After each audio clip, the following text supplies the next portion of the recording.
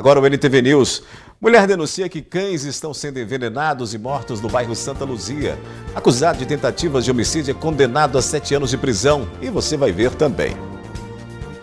Polícia instaura inquérito militar que apura disparo durante a abordagem. PRF apreende carga de cigarros contrabandeados avaliada em R$250 mil. Motorista fica gravemente ferido durante acidente em Presidente Olegário. Suspeito de estuprar criança de 2 anos é preso em São Gotardo. OAB Patos de Minas promove a 8ª entrega de carteiras da ordem. As mudanças na rotulagem dos alimentos que já estão em vigor.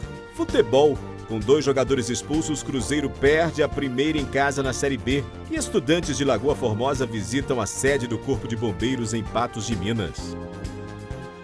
Agora no NTV News.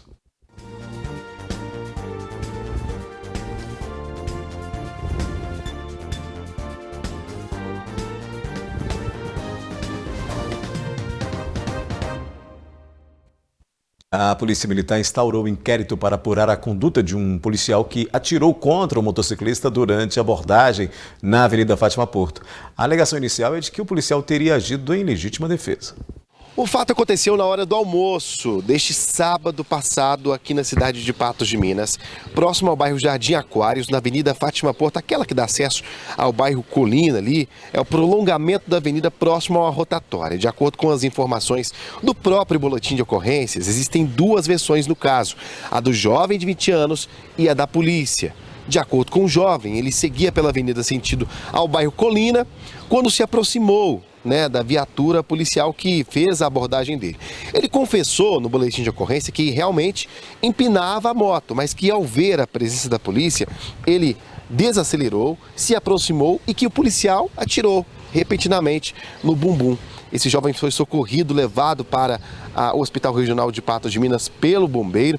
Só que a polícia tem outra versão de que o jovem ele não agiu dessa maneira. Ele realmente teria parado, começado a obedecer a ordem de parada, mas teria enfrentado a polícia. E quem vai dar mais informações, a versão da polícia, é o Tenente Rodrigo, da Polícia Militar. Tenente Rodrigo, então, existe a versão da polícia de que esse jovem, ele realmente tentou contra a vida do policial militar, empinando essa moto para o lado dele, né? Exatamente. A guarnição, ela nos acionou no sábado por volta de meio-dia. Ela pediu um apoio de um socorro médico lá no local, lá na rotatória da Avenida Paineiras com a Fátima Porto. E eles nos relataram que estavam fazendo o patrulhamento ali no bairro Jardim Aquários, fazendo a rotatória, quando visualizaram o cidadão subindo a Avenida Fátima Porto, transitando em apenas uma das rodas da motocicleta, andando numa roda. E como o próprio cidadão, ele me disse que estava dando um grau, eles chamam isso aí no meio deles aí de dar um grau na moto. Em momento algum ele negou que estava andando em uma roda só, e a guarnição parou de maneira ostensiva, conforme prevê, e tentou fazer a abordagem. No primeiro momento ele acatou, fez que iria parar. A guarnição se aproximou para fazer a abordagem, e nesse momento esse cidadão, utilizando a motocicleta como arma, arrancou em direção ao policial militar, momento que ele, para se defender, efetuou esse disparo. Está tudo relatado em 2 ocorrências, porque foi feita uma destinada à Polícia Civil, com o cidadão preso por direção perigosa, e uma destinada ao comandante, apresentando o policial militar que também detido aqui no quartel. O Código de Processo Penal Militar nosso, ele prevê, em casos de crimes militares próprios, que é o caso desse cometido em tese pelo militar durante o serviço, prevê a apresentação dele ao comandante, foi feito o auto de prisão em flagrante com despacho não ratificador, porque o comandante entende, num primeiro momento, que foi uma ação legítima em serviço, pelas circunstâncias, pelas narrativas, pelas imagens que nós tentamos pegar nas proximidades lá, que não esclarecem muito, A gente viu uma certa polêmica aí em algumas redes sociais dessas imagens, mas não é esclarecedora, O que é mais esclarecedor são as versões apresentadas pelos envolvidos, e é importante destacar que o próprio cidadão, ele não nega em momento algum que arrancou a moto, ele fala que o policial militar pode ter entendido diferente. Então, nessa percepção, o comandante deu um despacho não ratificador da prisão em flagrante do militar, vai ser instaurado agora um IPM para apurar, né, da melhor forma possível e esclarecer o que realmente aconteceu lá no local dos fatos. Se houvesse um excesso, teriam sido 5, 6, 10 disparos. Não, o que houve foi efetuado um disparo apenas, né, sem excessos, para preservar a vida dos policiais militares, que atuam, né, na nossa profissão, embasada em uma legislação que prevê não apenas a proteção da sua própria vida, como de terceiros também, né, nas diversas ocorrências que a gente atua. A Polícia Rodoviária Federal interceptou durante a operação nesta terça-feira um caminhão carregado com cigarros da marca Gift Box, que estavam sendo contrabandeados. Ao todo foram apreendidos 50 mil maços sem documentação fiscal no quilômetro 284 da 040 em Três Marias. A carga total está avaliada em aproximadamente R$250 mil. O motorista contou que saiu de Belo Horizonte com destino à cidade de Paracatu. Na manhã de hoje, na MG 410, em Presidente Olegário, a Polícia Militar Rodoviária atendeu ocorrência de acidente de trânsito com uma violenta colisão traseira que deixou uma pessoa com ferimentos graves. A batida aconteceu no quilômetro 59 e os dois veículos transitavam sentido a BR-040. O motorista do caminhão com placas de Lagoa Grande disse que seguia normalmente pela rodovia quando percebeu a colisão repentina. Já o condutor do Fiat Doblô, com placas de Lagoa da Prata, disse não se recordar do que teria acontecido. Ele foi socorrido em estado grave por uma ambulância do município de Presidente Olegário e, após ser atendido no hospital municipal, foi encaminhado para o hospital regional em Patos de Minas com cortes no rosto e suspeita de fratura da bacia. De acordo com a polícia, as documentações dos dois veículos envolvidos no acidente estão regularizadas. Em São Gotardo, a Polícia Militar prendeu um homem de 55 anos suspeito de ter abusado sexualmente de uma menina que tem apenas 2 anos de idade. O acusado de estupro é vizinho da família da garotinha e negou ter praticado o ato. A vítima é uma criança de apenas 2 aninhos de idade. O suspeito, um homem de 55 anos. De acordo com informações, quem chamou a polícia foi o médico do pronto-socorro da cidade de São Gotardo, aqui na região do Alto Paranaíba.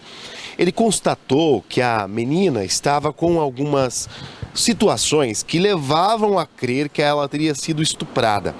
Foi então que a polícia foi no hospital, viu que o laudo clínico constatou o estupro e eles foram até a casa desse homem. Primeiro, conversaram com esse homem que se limitou a dizer que não teria feito nada com a menina.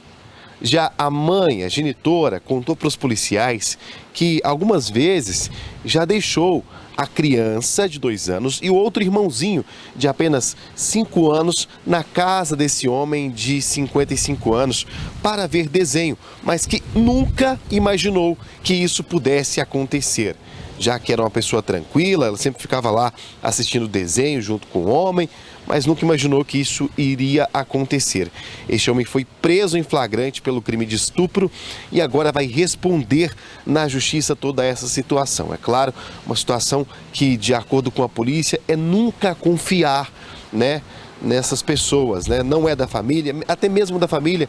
A maioria dos estupros, segundo o Conselho Tutelar, são com pessoas da família e aí é onde o pai deve desconfiar, não pode deixar sozinho, nem se não aparentar não poder fazer nada.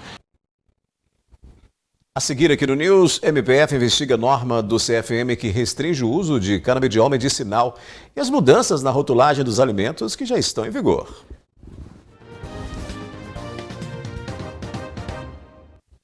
Já estão em vigor as novas regras para a rotulagem de alimentos. De acordo com a Anvisa, além das mudanças na tabela de informação nutricional, a novidade é a adoção de alertas para alguns nutrientes.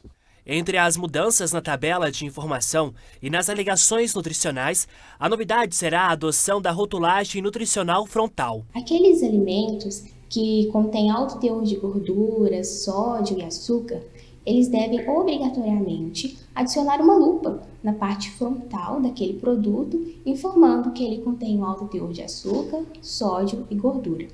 É sabido, que o consumo desses nutrientes aí em altas quantidades são prejudiciais à nossa saúde. Então, é uma mudança muito importante para auxiliar aí o consumidor a fazer escolhas mais adequadas e mais saudáveis. Outra mudança será na apresentação das cores que a tabela nutricional deverá ter. Hoje, se você for nas gôndolas dos supermercados, você vai encontrar aquela tabela nutricional com fundos das variadas cores e com a tipografia com uma coloração muito parecida com aquele fundo, dificultando assim a leitura, criando contrastes difíceis de visualizar. Então, essa mudança vai auxiliar principalmente aquelas pessoas que têm algum tipo de problema de visão. Mas será que o consumidor tem o hábito de ler os rótulos? Geralmente sim. Olha, para falar a verdade, de vez em quando sim, mas nem sempre. Não tem. Por quê? Na pressa, na correria, já pega lá e põe no carrinho e passa no caixa. E será que perceberam alguma mudança? Ainda não observei alguma mudança. Às vezes a gente lê e fica até em dúvida. Bom, mas o que é isso, né?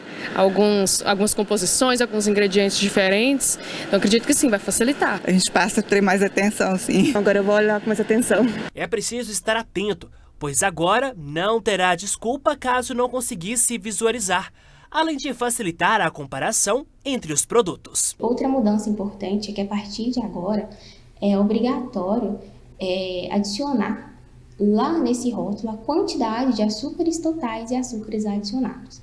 Hoje, muitas vezes, só tem a quantidade de carboidrato e eles não diferenciam o que é o açúcar adicionado ou não. Então, a partir de agora, nessa nova legislação, é obrigatória a informação aí da quantidade desse açúcar adicionado no alimento quando houver. Então, para conhecer aquele produto alimentício que você está consumindo, é importante checar a tabela nutricional e a lista de ingredientes. Ficar atento, né? O Ministério Público Federal instaurou procedimento preparatório para apurar a legalidade de uma resolução do Conselho Federal de Medicina. A norma editada pelo CFM restringiu a prescrição de medicamentos à base do canabidiol, um derivado da cannabis. Entenda o caso. Maria Aparecida e o marido Fábio têm autorização judicial para o cultivo de cannabis desde 2016. Da planta, eles extraem o óleo que mudou a qualidade de vida da filha Clarian, de 19 anos. Diminuíram 80% das crises. Minha filha convulsionava por mais de 1 hora e meia. Hoje minha filha tem 1 ou 2 crises por mês cada convulsão dura menos de 1 minuto. A minha filha melhorou da hipotonia, que antes minha filha não subia escada, não corria, não pulava corda. Hoje ela faz tudo isso. Clarian tem síndrome de Dravet, uma epilepsia severa com risco de morte súbita. A melhora na saúde da filha fez Maria Aparecida fundar em 2016 a Cultive Associação, que visa difundir informação e lutar em prol do uso medicinal da cannabis. No ano passado, a associação conseguiu um habeas corpus coletivo que libera a doação dos óleos produzidos por Maria Aparecida para 21 pacientes com diferentes problemas de saúde. O objetivo de incluir mais pessoas nessa autorização judicial fica agora mais desafiador diante de uma restrição feita recentemente pelo Conselho Federal de Medicina. Publicada na última sexta-feira, a resolução autoriza o uso do canabidiol, um dos derivados da cannabis, apenas para crianças e adolescentes em tratamento de epilepsias relacionadas a síndromes de Dravet e Lennox-Gastaut e para o complexo de esclerose tuberosa. Os médicos agora ficam proibidos de prescrever canabidiol para tratar sintomas de doenças como Alzheimer, Parkinson, transtorno de ansiedade e depressão. A alegação do Conselho é de que não há comprovação científica para essas e outras patologias. A Associação Brasileira de Psiquiatria respalda o entendimento do Conselho Federal de Medicina. Nenhuma evidência científica, nenhuma. Há evidência científica para 3 doenças em que foi demonstrado em várias revisões sistemáticas. Não temos nenhum estudo que seja acima de 12 a 16 semanas. Nós não temos nenhum estudo que mostre assim, a segurança com 1 ano de uso, com 2 anos de uso, vamos usar, porque não tem outra saída. Essa é a única saída que nós temos. Então tá, melhorou, vamos usar. As consequências, mas vamos saber depois. A posição do Conselho Federal de Medicina é contestada pelo Núcleo de Desenvolvimento em Medicina Canabinoide e Integrativa, ligada à Universidade Federal de São Paulo. Falta de conhecimento do CFM. Ali eles colocaram até as moléculas dos canabinoides errado. Eles escreveram o THC de forma errada, o CBD de forma errada nessa resolução, ou seja, falta de conhecimento. E falar que não tem evidências científicas, eles estão baseados em quê? Porque é só estudar. No PubMed tem milhares de evidências científicas que estão ali para diversas patologias. Eles não podem restringir só essa. Então, eles precisam se atualizar. Em instantes, a gente fala da previsão do tempo para quinta-feira na região. Você vai ver que culinária e história mineira atraem turistas ao estado. E vamos falar também de futebol, né? Com 2 jogadores expulsos, o Cruzeiro perdeu a primeira em casa na Série B.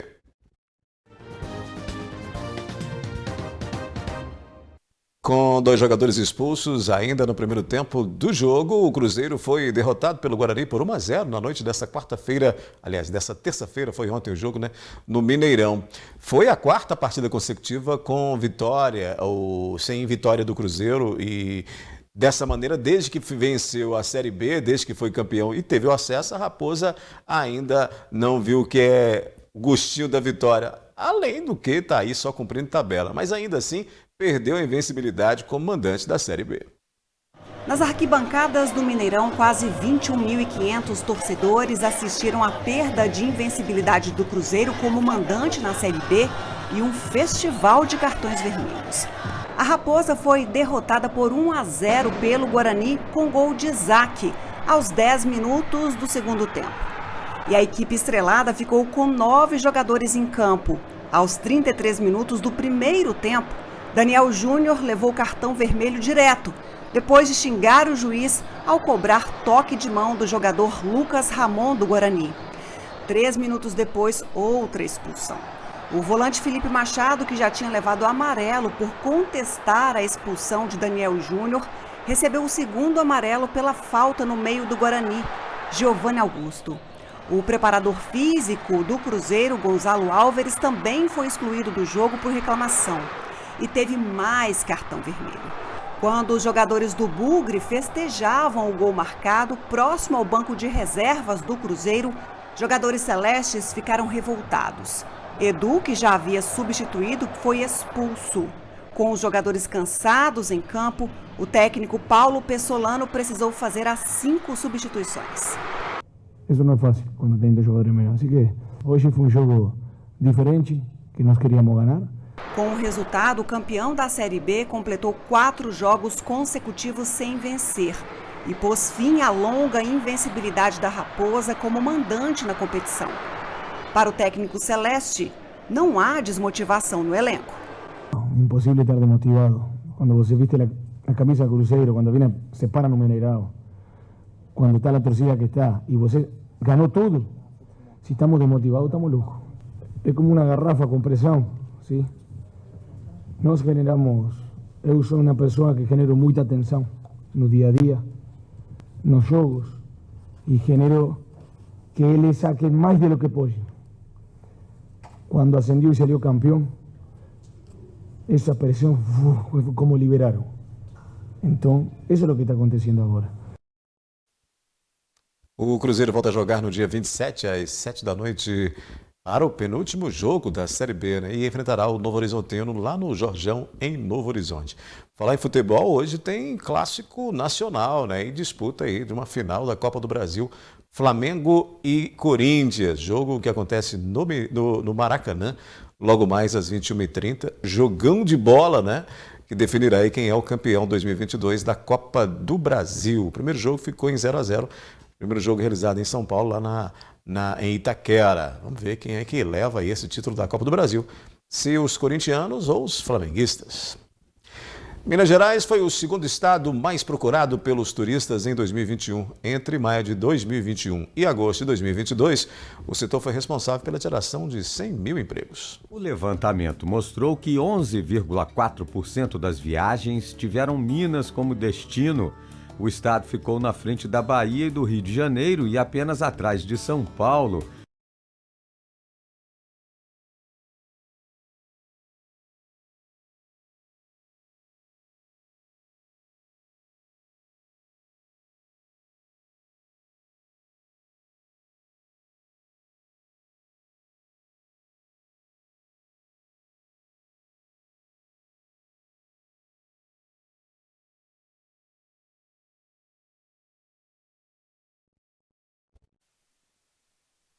Nós tivemos um pequeno problema nesse material, né? Uma falha técnica aí. A gente vai tentar ainda colocar hoje essa reportagem sobre a geração de emprego em Minas Gerais, né? Por meio do turismo. Minas é um estado riquíssimo aí, com o seu jeito de ser, né? Com as suas estruturas aí tanto elas como para o turismo ecológico, como para o turismo gastronômico, enfim. Minas Gerais oferece muitas condições aí, né? Muitas opções para os turistas e isso tem dado certo. Por falar em condições, as meteorológicas são favoráveis ao aumento da nebulosidade e pancadas de chuva típicas da primavera. É característico dessa época do ano, né? Confira aí como é que fica o tempo nesta quinta-feira. Previsão do tempo. Tendência de poucas nuvens pela manhã, mas com indicativo de instabilidade no fim da tarde. De acordo com o IMET, estão previstas pancadas de chuva isoladas. O calor continua e a umidade relativa do ar fica em 30%. Em Patos de Minas, variação nas temperaturas de 20 a 32 graus. Em São Gotardo, de 19 a 31. Em Lagamar, mínima de 22 e máxima de 36. Em Guimarães, a máxima prevista é de 32 graus. E em Presidente Olegário, mínima de 20 e máxima de 35 graus nesta quinta-feira. Previsão de estabilidades para amanhã, né? Mas hoje algumas pessoas chegaram a relatar que presenciaram pingos de chuva em Patos de Minas, né? Respingos, né?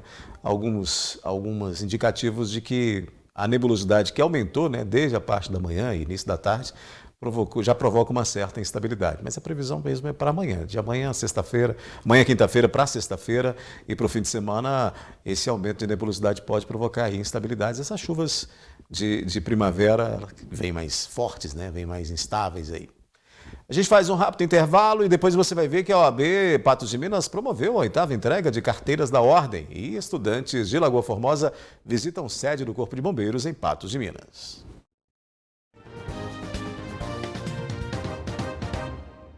Agora sim, a gente mostra para você que Minas Gerais foi o segundo estado mais procurado pelos turistas em 2021.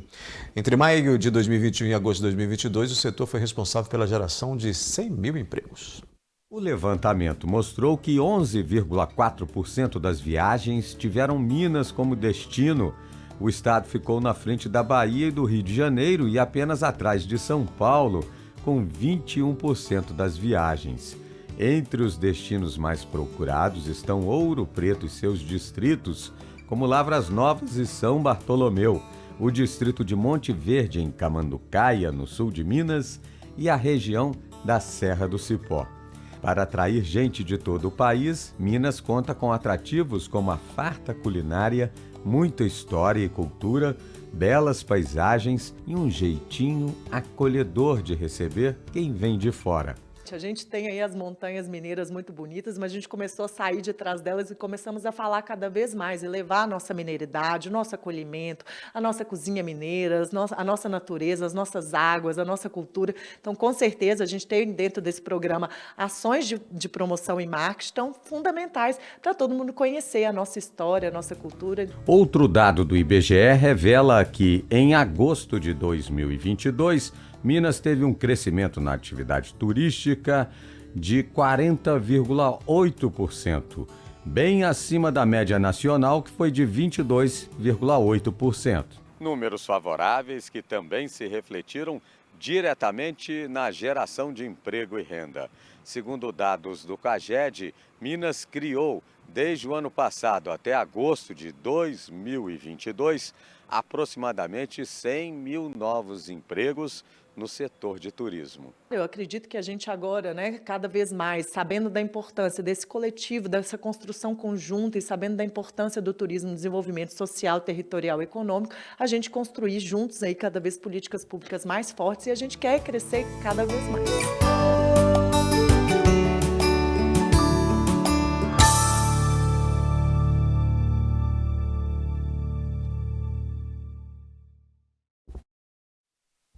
Belas cachoeiras, belos locais que a história é viva ainda, né? Tantas cidades históricas aí de Minas. E aquela frase de Minas são muitas, né? Então é muito vivo, é muito presente isso. E o turismo, para quem gosta desse turismo realmente aí Tanto ecológico quanto cultural, Minas é um prato cheio. Sem contar a culinária nossa, né, que é maravilhosa. Estudantes de Lagoa Formosa conheceram de perto nesta terça-feira como são realizados os trabalhos no 12º Batalhão do Corpo de Bombeiros em Patos de Minas. Ao lado de uma ambulância do Corpo de Bombeiros usada para o resgate de vítimas, as crianças se encantavam com o que elas viam. Elas aprenderam tudo sobre primeiros socorros, como o veículo é utilizado e onde as vítimas são colocadas durante o resgate. Nesse outro veículo, os pequenos puderam conhecer o caminhão bomba-tanque, que é utilizado para o combate de incêndios. Com muita curiosidade, muitos até tiraram fotos com os equipamentos. Depois, foi a vez de conhecer as ferramentas utilizadas pelos profissionais para desencarcerar as vítimas e uma farda de combate a incêndio. O capacete do bombeiro virou objeto de muita atração pelos alunos que queriam tocar e registrar o momento. Gostou de que mais? De ver os bombeiros e ver as viaturas do jeito que é. O professor estava falando que vocês estavam ansiosos por esse passeio, é verdade? Sim, muito. Por quê? Porque a gente nunca veio aqui ver os bombeiros antes, né? Só via na rua? Sim, na televisão, no celular, nos filmes, desenhos.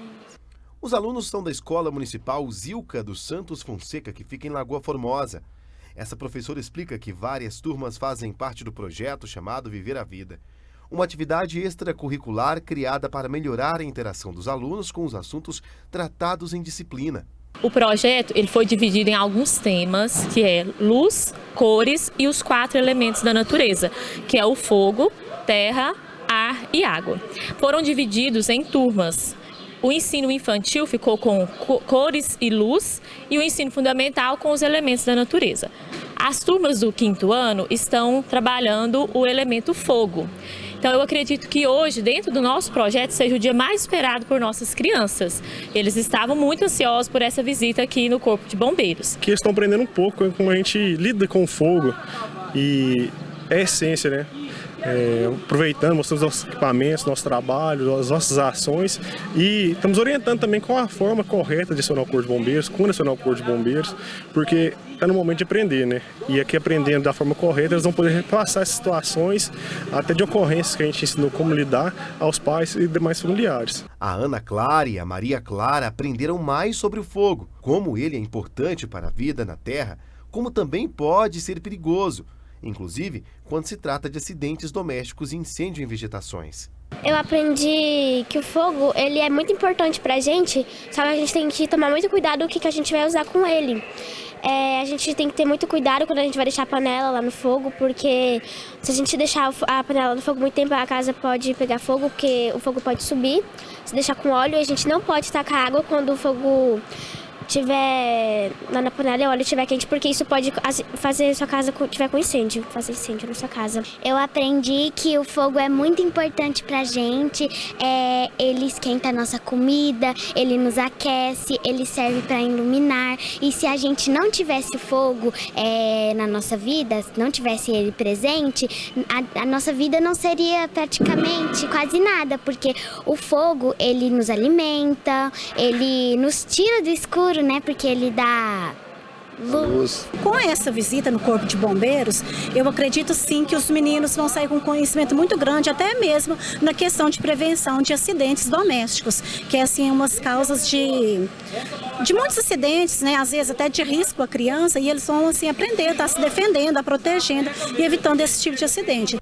Para o Corpo de Bombeiros, ações como essa ajudam a criar uma educação ambiental, de prevenção, e até mesmo evitar tragédias que são causadas pela falta de conhecimento. A gente conseguir conscientizar cada vez mais nossas crianças, acredito que a redução de ocorrências desse tipo irá diminuir. Então é um trabalho de conscientização e aproveitando e trazendo elas para dentro do quartel para eles estar conhecendo cada vez mais nosso trabalho.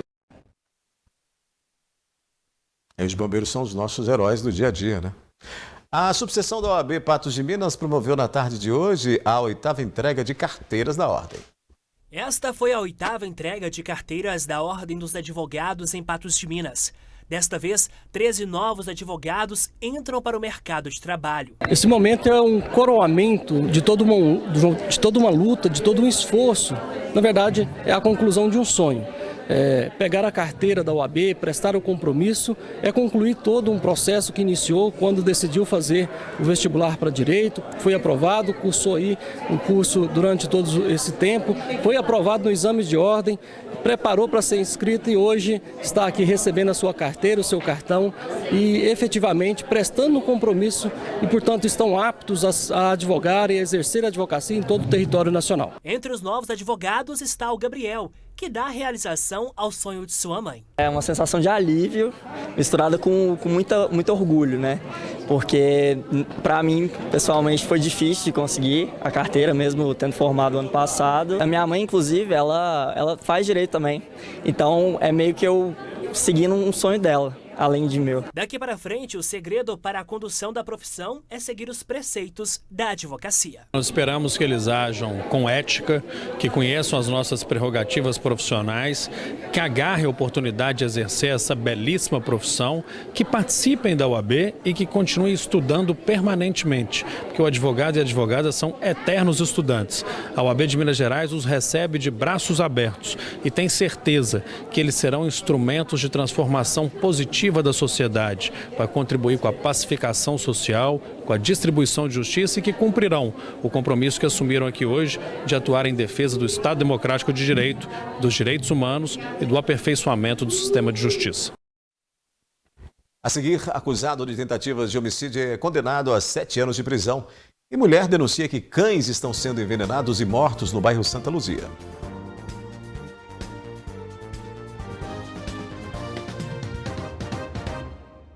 Uma moradora do bairro Santa Luzia procurou o jornalismo da NTV para denunciar a mortandade de cães e gatos que vem ocorrendo nos últimos dias por meio de envenenamento. Após vários meses que a nossa reportagem tem mostrado a situação de animais envenenados em Patos de Minas, já mostramos no bairro Várzea, bairro Santo Antônio, vários bairros aqui da cidade, inclusive Sebastião Amorim, um envenenamento de cães e gatos. Até na zona rural, como Tiros, Pindaíbas e Arraial dos Afonsos. E desta vez estamos aqui no bairro Santa Luzia, especificamente na rua Goiás, onde uma mulher denuncia o envenenamento de cães e gatos. Foram vários animais durante os últimos dias. Eu vou conversar com a Rosimeira Aparecida. Ela mora em outro bairro da cidade, mas denuncia a situação porque você veio até aqui para mostrar que realmente a situação está complicada nesse bairro, né? Tá.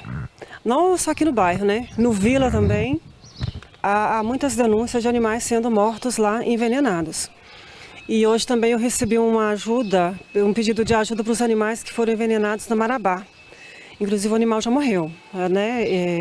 A gente não conseguia ajudar porque o animal infelizmente veio a óbito antes de socorrer ele. O que eu peço, né, a Polícia Ambiental que ajuda a gente, sabe, a fiscalizar. E o mais importante, eu acho assim que nem é prender essas pessoas, mas o mais importante é conscientizar a população em relação aos animais, né?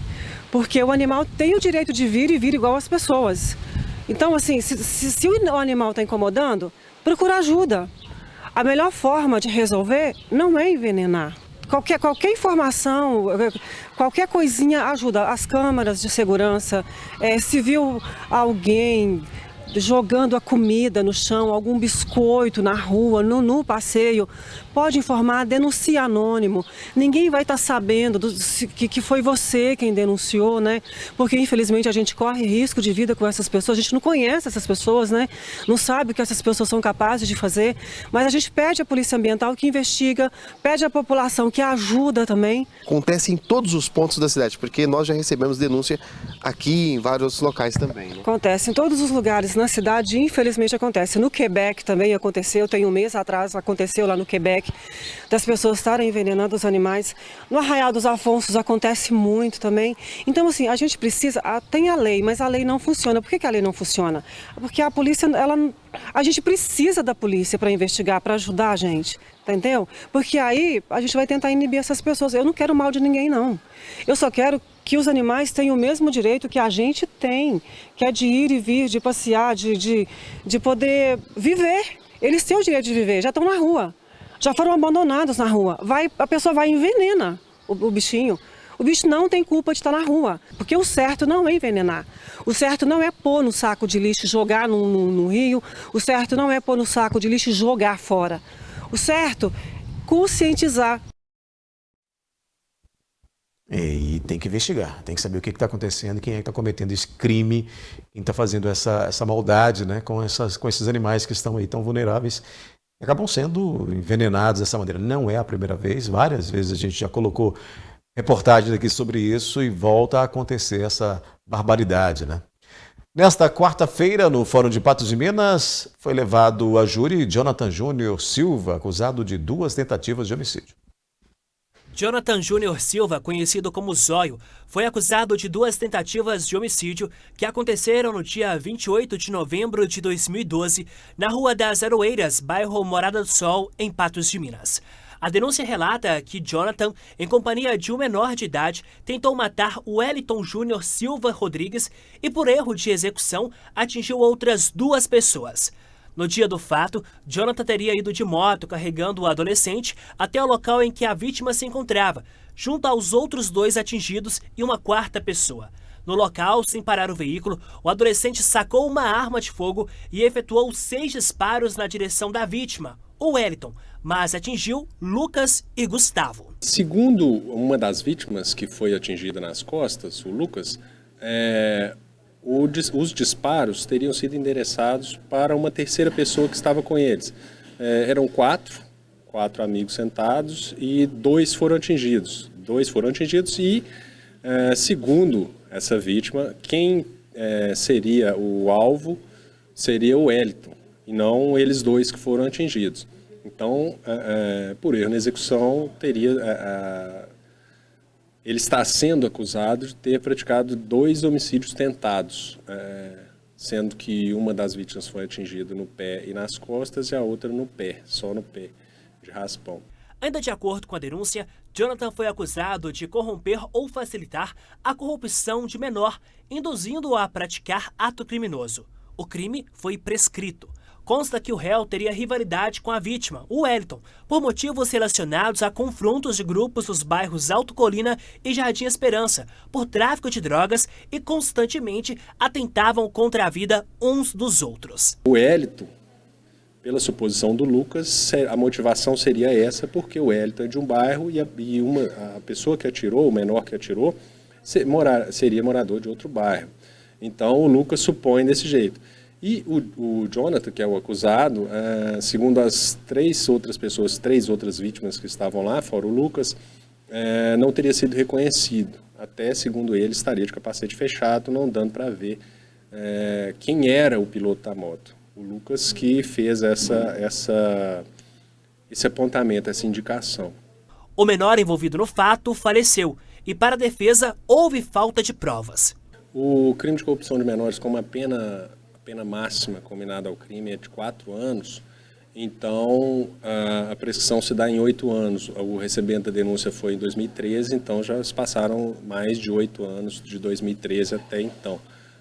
Motivo pelo qual não há mais sanção quanto a esse crime eventualmente praticado, caso ele fosse reconhecido pelo Conselho de Sentença. É difícil dizer que houve demora, porque o Estado tem o tempo de buscar provas para punir um crime. E, nesse caso, no olhar da defesa, não há prova suficiente para sustentar uma condenação. Então, é razoável supor que o Estado estava esperando essas provas surgirem ou em busca dessas provas, além de não ser um processo que se torna urgente ou fácil de concluir. Então, houve demora por parte do Estado, né, o Estado da acusação, em conseguir provas de que teria sido ele o autor. Tanto é que esses 10 anos se passaram e a única imputação que é feita a ele é por parte de uma das vítimas. Ao final, Jonathan foi condenado a 7 anos de prisão em regime semiaberto e poderá recorrer em liberdade. Com essa a gente encerra a edição de hoje do NTV News, mas volta amanhã às 19 horas. Obrigado pela companhia. Ótima noite para você e até lá.